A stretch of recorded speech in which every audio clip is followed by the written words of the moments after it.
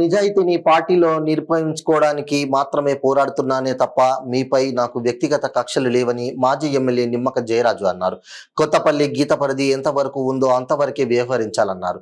రాష్ట్రంలో బీజేపీ పార్టీలో క్రియాశీలక బాధ్యతలు చేపడుతున్న నన్ను సస్పెండ్ చేయిస్తాననడం ఎంతవరకు సమంజసమో మీ విజ్ఞతకే వదిలేస్తున్నానన్నారు. రాష్ట్ర కోర్ కమిటీ సభ్యునికి పార్టీ నుండి సస్పెండ్ చేయాలంటే జాతీయ అధ్యక్షులు లడ్డా, రాష్ట్ర అధ్యక్షురాలు పురంధేశ్వరి ద్వారా నోటీసు ఇచ్చిన వివరణ తీసుకున్న తర్వాతే సస్పెండ్ చేయాలన్నారు. అరకు పార్లమెంట్ స్థానం గిరిజనుల అభ్యర్థుల కోసం కేటాయించింది. ప్రభుత్వం మీకు జీవో నంబర్ 2, మీ సోదరుడికి జీవో నంబర్ 8 ఇచ్చినప్పుడు మీరు గిరిజనులు ఎలా అవుతారన్నారు. అటువంటప్పుడు గిరిజన అభ్యర్థి స్థానాన్ని ఆశించడం ఎంతవరకు సమంజసమని ప్రశ్నించారు.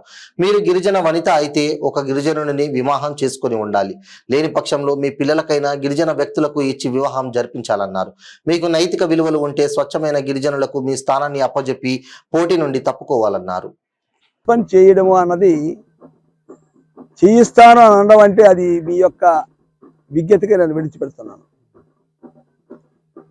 నన్ను సస్పెండ్ చేయాలి అంటే జాతీయ అధ్యక్షులు గౌరవనీయులు నడ్డా గారు రాష్ట్ర పార్టీ అధ్యక్షుల సలహా మేరకు నాకు నోటీస్ ఇచ్చి నా ఆన్సర్ తీసుకున్న తర్వాతనే సస్పెండ్ చేయాలి. ఇక క్రిమినల్ చర్య అన్నారు. ఇప్పటికే మీరు మా ఇద్దరి పైన, సత్యనారాయణ రెడ్డి పైన, నా పైన క్రిమినల్ చర్య తీసుకునే ఉన్నారు. దానికి మేము కూడా ఆన్సర్ ఇచ్చున్నాం. ఈరోజు నేను అంటున్నది, మీ నిజాయితీని మీరు తెలియజేసుకోవాలని అనుకుంటే, ఒకప్పటి ఎంపీగా మీరు చేస్తున్నారు, ప్రజలకు మళ్ళీ మీరు ఎంపీ కావాలనుకుంటే ఒకసారి మీ తాలూకా బాధ్యతలను కానీ మీ పాత్రను కానీ ఒకసారి మీరు పునరాలోచించుకోవాల్సినటువంటి అవసరం ఉంది. అదేవిధంగా సింహావలోకనం కూడా చేసుకోమని చెప్పేసి నేను కోరుతూ ఉన్నాను. మీరు అంటే అరకు పార్లమెంటు స్థానానికి పోటీ చేసే ముందు, ముఖ్యంగా అది రిజర్వ్డ్ సీటు కాబట్టి నేను రిజర్వేషన్కు చెందిన వనితనా కానా అని ఒకసారి మీరు తెలుసుకోవాల్సినటువంటి అవసరం ఉంది.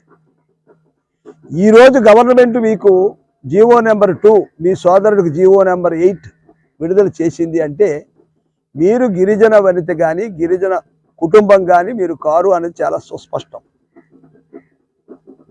అది మీరు ఉంటుండగా గిరిజన చీటుని మీరు కోరుకుంటున్నారు అంటే గిరిజన తెగలకు చెంది ఉండాలి, ఆ సంస్కృతి సాంప్రదాయాలు వివాహ సంబంధాలు ఉండాలి.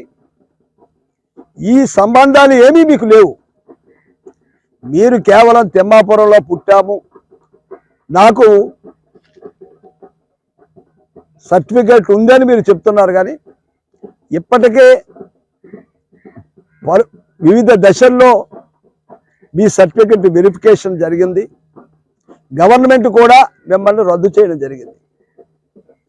మీకు నైతికత ఉంటే ఒక పార్లమెంటు సభ్యురాలుగా మీ వ్యక్తిత్వం మీరు ప్రదర్శించాలనుకుంటే మీరు ఖచ్చితంగా నిజమైన గిరిజనులకు మీ సీటు అప్పచెప్పి, గతంలో నేను అనుభవించాను, మరి ఈరోజు నాకు గవర్నమెంట్ గిరిజన వనిత కాదనిచ్చింది కాబట్టి ఔదార్యంగా మీరు ఇతరులకు అప్పచెప్పండి. గిరిజనుల మీద అప్పుడు నిజమైన చిత్తశుద్ధి, ప్రేమ మీకు ఉంటుంది. మీరు ఈరోజు వివాహ సంబంధాలు కానీ ఇతరత్ర ఒకసారి పరిశీలన చేస్తే మీరు గిరిజన రాలి అయితే గిరిజన వ్యక్తిని మీరు మ్యారేజ్ చేసుకుని ఉండాలి. ఈరోజు అగ్రకులానికి చెందిన వారిని మీరు పెళ్లి చేసుకొని పిల్లలు కన్న తర్వాత కనీసం ఆ పిల్లలనే గిరిజనులకు మీరు ఇచ్చి ఉండాలి.